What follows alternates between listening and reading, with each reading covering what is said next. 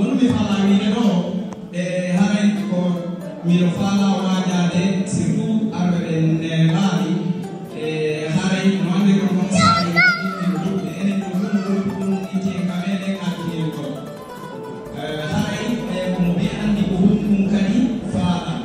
joni non tam fi mi den no magi ko réseaux sociaux ni mari ko wiete ko importance ni mari kadi ko wiete ko obstacle di bilo woni to parce que c'est l'autre qui vient de hakiki de la communauté résultat kan ala ko wiete ko vision ala ko wiete ko objectif ala ko mo fala haray hino woni important haray ko ni na jamaa ko wakilo si wonti do wakilo na wa hala legi wakilo wala ko wiete ko formation si on dit information et qui te permet de mettre via avoir intégré des sociétés via avoir avancé non de non association même on bon initiative ou wow anni parce que ça anda ko awata on a fait anni bon on a des buino do et tawata ala anni dirano no gasa ko sappo juni su may juni do ki wadi anni hande buino fréquente dirte donc wow on go do ko en na dum enen ko taw e mo be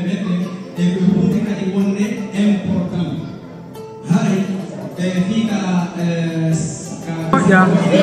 vraiment mi weltani ke association mi weltani ke sonna ɓende famɓe inemaji welɗumo mi weltani ke on fof moɗo vraiment membre association o moɗi winde o yi nafa association o e on tigi andata nafa association fannin on tigi heɓali tana mamaji on tigi yawitay hunde donc ɗum moƴƴi jogodir gongol jokkeren anden e ko hikki donc fof modi on jarama fof moɗo albarka. Invito a tutti quanti di studiare bene un mestiere, fare una formazione,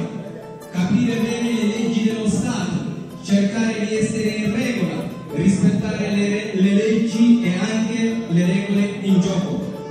Allora, cosa volevo aggiungere?